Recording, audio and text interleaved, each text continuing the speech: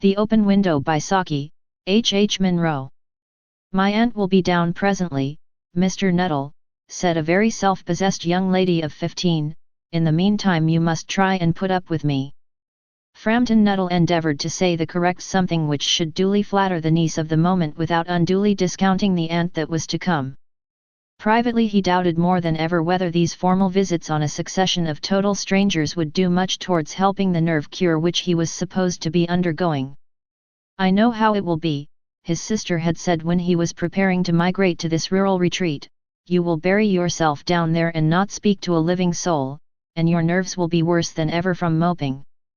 I shall just give you letters of introduction to all the people I know there. Some of them, as far as I can remember, were quite nice. Framton wondered whether Mrs. Sapleton, the lady to whom he was presenting one of the letters of introduction, came into the nice division. Do you know many of the people round here? Asked the niece, when she judged that they had had sufficient silent communion. Hardly a soul, said Framton. My sister was staying here, at the rectory, you know, some 4 years ago, and she gave me letters of introduction to some of the people here. He made the last statement in a tone of distinct regret. Then you know practically nothing about my aunt, pursued the self-possessed young lady. Only her name and address, admitted the caller. He was wondering whether Mrs. Sapleton was in the married or widowed state. An undefinable something about the room seemed to suggest masculine habitation. Her great tragedy happened just 3 years ago, said the child, that would be since your sister's time. Her tragedy? Asked Framton, somehow in this restful country spot tragedies seemed out of place. You may wonder why we keep that window wide open on an October afternoon, said the niece, indicating a large French window that opened onto a lawn. It is quite warm for the time of the year, said Framton, but has that window got anything to do with the tragedy?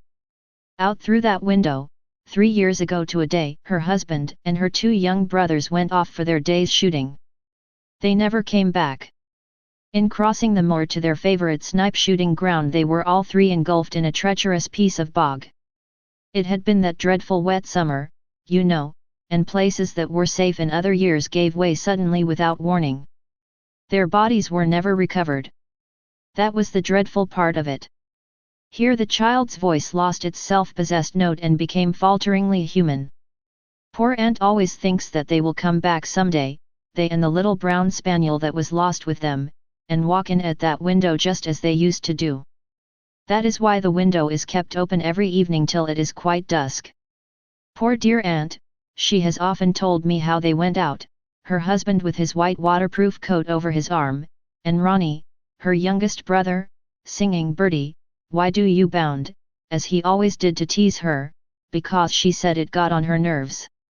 Do you know, sometimes on still, quiet evenings like this, I almost get a creepy feeling that they will all walk in through that window. She broke off with a little shudder. It was a relief to Framton when the aunt bustled into the room with a whirl of apologies for being late in making her appearance. I hope Vera has been amusing you, she said. She has been very interesting, said Framton. I hope you don't mind the open window, said Mrs. Sapleton briskly. My husband and brothers will be home directly from shooting, and they always come in this way. They've been out for snipe in the marshes today, so they'll make a fine mess over my poor carpets. So like you menfolk, isn't it?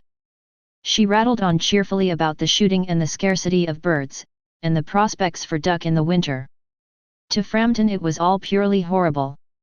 He made a desperate but only partially successful effort to turn the talk on to a less ghastly topic. He was conscious that his hostess was giving him only a fragment of her attention, and her eyes were constantly straying past him to the open window and the lawn beyond. It was certainly an unfortunate coincidence that he should have paid his visit on this tragic anniversary. The doctors agree in ordering me complete rest, an absence of mental excitement, and avoidance of anything in the nature of violent physical exercise, announced Framton, who labored under the tolerably widespread delusion that total strangers and chance acquaintances are hungry for the least detail of one's ailments and infirmities, their cause and cure. On the matter of diet they are not so much in agreement, he continued. No, said Mrs. Sapleton, in a voice which only replaced a yawn at the last moment. Then she suddenly brightened into alert attention, but not to what Framton was saying. "Here they are at last," she cried. "Just in time for tea, and don't they look as if they were muddy up to the eyes?" Framton shivered slightly and turned towards the niece with a look intended to convey sympathetic comprehension. The child was staring out through the open window with a dazed horror in her eyes. In a chill shock of nameless fear, Framton swung round in his seat and looked in the same direction. In the deepening twilight, 3 figures were walking across the lawn towards the window. They all carried guns under their arms, and one of them was additionally burdened with a white coat hung over his shoulders. A tired brown spaniel kept close at their heels. Noiselessly they neared the house, and then a hoarse young voice chanted out of the dusk, "I said, Bertie, why do you bound?" Framton grabbed wildly at his stick and hat. The hall door, the gravel drive, and the front gate were dimly noted stages in his headlong retreat. A cyclist coming along the road had to run into the hedge to avoid imminent collision. "Here we are, my dear," said the bearer of the white mackintosh, coming in through the window, "fairly muddy, but most of it's dry. Who was that who bolted out as we came up?" "A most extraordinary man, a Mr. Nuttel," said Mrs. Sapleton, "could only talk about his illnesses, and dashed off without a word of goodbye or apology when you arrived. One would think he had seen a ghost." "I expect it was the spaniel," said the niece calmly. "He told me he had a horror of dogs. He was once hunted into a cemetery somewhere on the banks of the Ganges by a pack of pariah dogs, and had to spend the night in a newly dug grave with the creatures snarling and grinning and foaming just above him. Enough to make anyone lose their nerve. Romance at short notice was her speciality." The end. Here is the summary for The Open Window by Saki, H. Munro. The Open Window is a humorous and satirical short story written by Saki, the pen name of H. Munro. The story revolves around a nervous man named Framton Nuttel, who visits the countryside to seek relief for his condition. He comes to the Sapletons' house, a family he has never met before, based on his sister's recommendation. Upon his arrival, Framton is greeted by the Sapletons' young niece, Vera, who is known for her vivid imagination. Vera proceeds to spin a fictional tale about the family's open French windows. She explains that they are kept open because Mrs. Sapleton's husband and her 2 brothers went hunting through those very windows 3 years ago and mysteriously disappeared. Mrs. Sapleton keeps the windows open, hoping for their return. As Framton gazes out of the open window, he becomes increasingly nervous and anxious, believing that he has seen the ghosts or apparitions of the missing men approaching. In a state of panic, he abruptly flees the house, terrified by what he thinks he has witnessed. However, it is revealed that the figures Framton saw were not ghosts but rather Mrs. Sapleton's husband and brothers, who have returned from their hunting trip.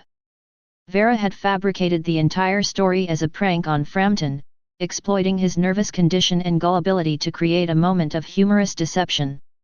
The story ends with Framton's reputation tarnished in the eyes of the Sapletons, and Vera showing no remorse for her practical joke. The Open Window serves as a witty commentary on the power of storytelling and the ease with which people can be deceived by clever narratives.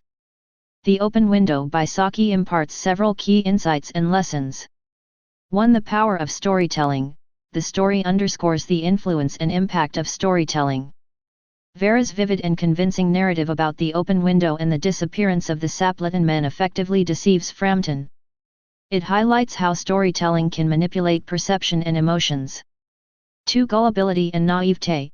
The story highlights the theme of gullibility and the tendency of people, like Framton Nuttel, to believe in stories without questioning their authenticity. It serves as a reminder to exercise critical thinking and skepticism when encountering unfamiliar information. 3. Irony and satire. Saki uses irony and satire to great effect in the story. The ironic twist at the end, where the ghosts turn out to be living individuals, serves as a commentary on the absurdity of human behavior and the humor that can be found in the unexpected. 4. The nature of fear. The Open Window explores the theme of fear and its irrationality. Framton's extreme reaction to what he believes he has seen through the window highlights how fear can cloud judgment and lead to overreactions. 5. The art of prank and manipulation. Vera's practical joke on Framton is a central element of the story. It illustrates how individuals can use deception and manipulation for their own amusement, often at the expense of others. It also raises questions about ethics and empathy. 6. Social etiquette. The story touches on the nuances of social etiquette and the awkwardness that can arise in social situations. Framton's hasty exit from the Sapleton's house is a result of his discomfort and inability to handle the situation gracefully. Overall, The Open Window serves as a clever and humorous commentary on human behavior, the power of storytelling, and the sometimes absurd ways in which people react to unexpected circumstances. It encourages readers to consider the roles of perception, deception, and social norms in their own lives. Thank you for listening.